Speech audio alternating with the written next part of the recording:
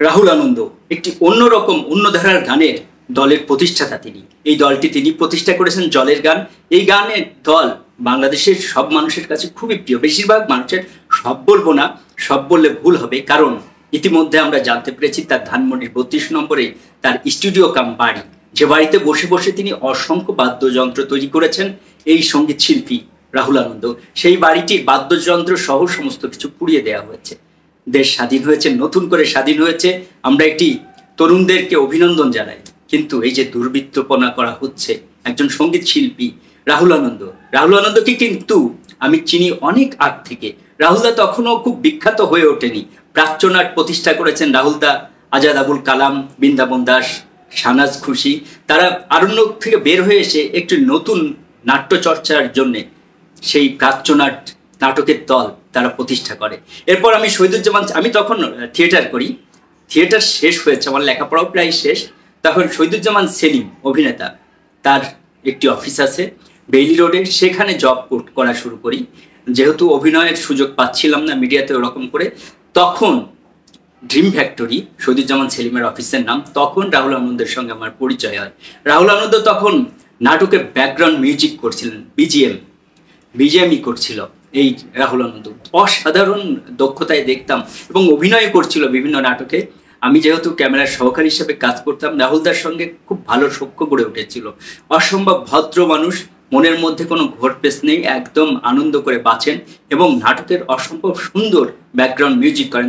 তখন তিনি কিন্তু এত বিখ্যাত হননি, মানে জলের গান তখনও প্রতিষ্ঠা করেননি। তিনি গান করেন থিয়েটারে এবং আনন্দ নিয়ে বাঁচেন, শুধু আনন্দের জন্য এই গান করেন। সেই রাহুল আনন্দের সঙ্গে আস্তে আস্তে আমি যখন মিডিয়াতে প্রবেশ করলাম, মিডিয়ার মূলধারার মিডিয়াতে কাজ করতে শুরু করলাম, টেলিভিশন চ্যানেলে, তখনও রাহুল আনন্দ বিখ্যাত হয়ে উঠলো। জলের গান সারা বাংলাদেশে খুব জনপ্রিয় হয়ে উঠলো। রাহুল আনন্দর সাথে সাথে খুব জনপ্রিয় হয়ে উঠলো, বিখ্যাত হয়ে উঠলো। রাহুল আনন্দ অসম্ভব সুন্দর মনের একজন সহজ সরল মানুষ। যখনই দেখা হয়, দাদা ভালো আছো তো, এই কথাটা তিনি বলবেনই। কদিন আগে ধানমন্ডি 32-এ তার সঙ্গে দেখা হয়েছিল, সেখানেও তিনি একই কথা বললেন, দাদা ভালো আছো। আমার স্ত্রীও সাথে ছিলেন, সাথে আমার আত্মীয়রা ছিল, তাদের সঙ্গে ছবি তুললেন খুব আনন্দ করে। আর উর্মিলা শুক্লা, তিনিও ছিলেন, সেই রাহুল আনন্দ কিন্তু শুরু থেকেই এই আন্দোলনের সঙ্গে ছিলেন, আমরা সেটি জানি। রবীন্দ্র সরোবরে তিনি পুরো দল নিয়ে সেখানে যে উপস্থিত হয়েছিলেন, সেখানে তিনি যে মানববন্ধনে অংশ নিয়েছেন এবং আন্দোলনের সঙ্গে সবসময় তিনি ছিলেন। এবং বলেছেন যে, একটি পত্রিকাতে দেখলাম যে তিনি বলেছেন যে কোনো রক্তপাত আমি দেখতে চাই না বাংলাদেশে। সেই কারণেই তিনি তার পুরো দল নিয়ে এই ছাত্রদের সঙ্গে ছিলেন। সেই রাহুল আনন্দের বাড়ি গত 5 তারিখে আমরা দেখতে পেলাম একদল দুর্বৃত্ত। স্বাধীনতা অর্জন করলাম, নতুন করে স্বাধীনতা আমরা সবাই বলছি, সেই স্বাধীনতার প্রাম্ভকালে রাহুল আনন্দের বাড়িতে একদল লোক ঢুকে পড়েছে এবং তিনি বলেছেন রাহুল আনন্দ একটি পত্রিকাকে যে তারা এসে বলল যে আপনারা এই বাড়ি থেকে বেরিয়ে যান। তিনি বললেন, কেন? আমি তো তোমাদের জন্য এই গান করি, আমি তো তোমাদের আন্দোলনের সঙ্গেই ছিলাম সবসময়। তারা বলেছেন, না, আপনি এই ঘর থেকে বের হয়ে যান।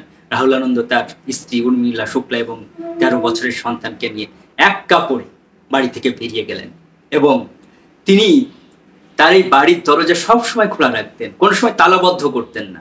অদ্ভুত রকমের একজন মানুষ রাহুল আনন্দ। সেই বাড়িতে ঢুকে তার 100 বাদ্যযন্ত্র এবং এখানে অসংখ্য গানের স্মৃতি তার। এই বাড়িটিতে তার ব্যান্ডের বিভিন্ন গানের রেকর্ডিং হয়। সেই বাড়িটি দুর্বৃত্তরা পুড়িয়ে দিল, লুট করলো, এসি পর্যন্ত খুলে নিয়ে গেছে। আমরা সেটি দেখতে পেয়েছি যে এসি থেকে শুরু করে বাদ্যযন্ত্র তো লুট হয়েছে এবং আগুন ধরিয়ে দিয়েছে সর্বশেষ। কেন এই আগুন? তাহলে কি এই স্বাধীনতাও ব্যর্থ হতে যাবে? এই স্বাধীনতাকে একদল, নতুন যে স্বাধীনতা আপনারা অর্জন করলেন তরুণ প্রজন্ম, সেই স্বাধীনতাকেও কি ব্যর্থ করে দিতে চলেছে একদল দুর্বৃত্ত? তাদের কারণেই কি রাহুল আনন্দের মতো এরকম একজন মানুষের বাড়িতে হামলা করা হলো? কোনো কারণ খুঁজে পাচ্ছি না। তার বাড়িতে একসময় আসতে দেখেছিলাম ফ্রান্সের প্রেসিডেন্ট এমানুয়েল মাখো এসেছিলেন তার বাড়িতে। তার অপরাধটা কি? রাহুল আনন্দের অপরাধ কি? তিনি সঙ্গীত চর্চা করেন, তিনি কোনো দলের লেজুর বৃত্তি করেন এ পর্যন্ত আমি কিন্তু জানি না, কখনো দেখিনি। তিনি মুক্ত বুদ্ধি চর্চার মানুষ, সবসময় ভালো কাজের সঙ্গে ছিলেন রাহুল আনন্দ এবং সবসময় দেখেছি মন্দ কাজকে তিনি সবসময় এড়িয়ে চলেছেন এবং মন্দ কাজকে তিনি সবসময় এড়িয়ে চলেছেন তো বটে এবং প্রতিবাদ করেছেন মন্দ কাজের। সেটি আমরা দেখেছি এই আন্দোলনের মধ্যেও তিনি তরুণ প্রজন্মের পাশে যে রবীন্দ্র সরোবরে দাঁড়িয়েছিলেন। রাহুল দাকে খুব ভালোবাসি কারণ সহজ সরল মনের একজন মানুষ, কখনো তার মধ্যে ঘুরপ্যাচ নেই, এবং এই কারণেই রাহুল দাকে ভালোবাসি। খুব কষ্ট হচ্ছিল বলে ভিডিওটি তৈরি করলাম, কারণ তাছাড়া অন্য কোনো কারণ নেই। রাহুলদার জন্য এবং রাহুলদার ছেলে এই যে দেখলো তার তরুণ তো হয়নি এখনো, আমি বলবো একটি শিশু মনে, 13 বছরের একটি বাচ্চা, তার সামনে তার বাবার তিল করে গড়ে তোলা একটি বাগান শেষ করে দেওয়া হলো। যে বাড়িতে কখনো তালা পড়তো না, সবার জন্য উন্মুক্ত ছিল, সবাই তার বাড়িতে যেতে পারত, সেই বাড়িটি পুড়িয়ে দেওয়া হলো, লুট করে নেওয়া হলো তার সমস্ত যন্ত্রপাতি।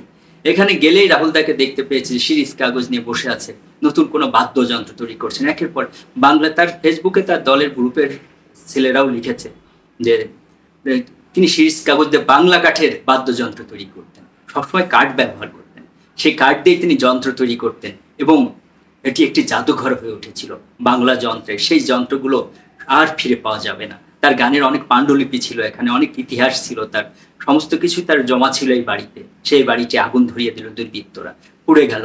নতুন স্বাধীনতা, নতুন উষার আলো দেখতে পাই, কিন্তু তার মধ্যেই অন্ধকার ঘনিয়ে আসে। এই বাংলাদেশ, এই দেশের মানুষ বারবার কি একই রকম ভাবে বিভিন্ন অন্ধকারে পতিত হবে? আলো কি কখনো আসবে না, সত্যিকার আলো? আমার সেটি প্রশ্ন, সবসময় মনের মধ্যে এই কষ্টটি হয় যে নতুন আলো যখন দেখি তারই মধ্যে দেখি অন্ধকার, এবং সেই অন্ধকারটি বারবার ফিরে আসে, আবার ফিরে আসবে। রাহুল দা, আপনার এবং আপনার পরিবারের জন্য সমবেদনা ছাড়া কিছু তো করার নেই। সবসময় আপনাকে ভালোবাসি এবং সারা জীবন বাসবো, সবসময় ভালোবাসবো। আপনার গান ভালোবাসি, আপনাকে ভালোবাসি। সেই প্রথম যেদিন দেখেছিলাম আপনাকে, সেদিন থেকে আপনার সেই দাড়ি, একগাল দাড়ি, এবং অভিনয় করতেও দেখেছি। আপনি বিভিন্ন নাটকে অভিনয় করেছেন, দেখতে খুব ভালো লেগেছে, এবং অসাধারণ একজন অভিনেতা আপনি। মঞ্চে তো দুর্দান্ত অভিনেতা, এবং ব্যাকগ্রাউন্ড মিউজিকের কথা তো বলবোই না, অসম্ভব ভালো ব্যাকগ্রাউন্ড মিউজিক। আপনার এবং আপনার পরিবারের জন্য রইল বুকের গভীর থেকে ভালোবাসা। যেখানেই থাকেন রাহুল আনন্দ ভালো থাকবেন। দেশ এবং প্রবাস থেকে যে সমস্ত দর্শক আজকের ভিডিওর সঙ্গে যুক্ত ছিলেন, সবার সুস্বাস্থ্য কামনা করি। সবাই ভালো থাকবেন, নিরাপদে থাকবেন, এবং এই দেশটাকে ভালোবাসবেন। আল্লাহ হাফেজ।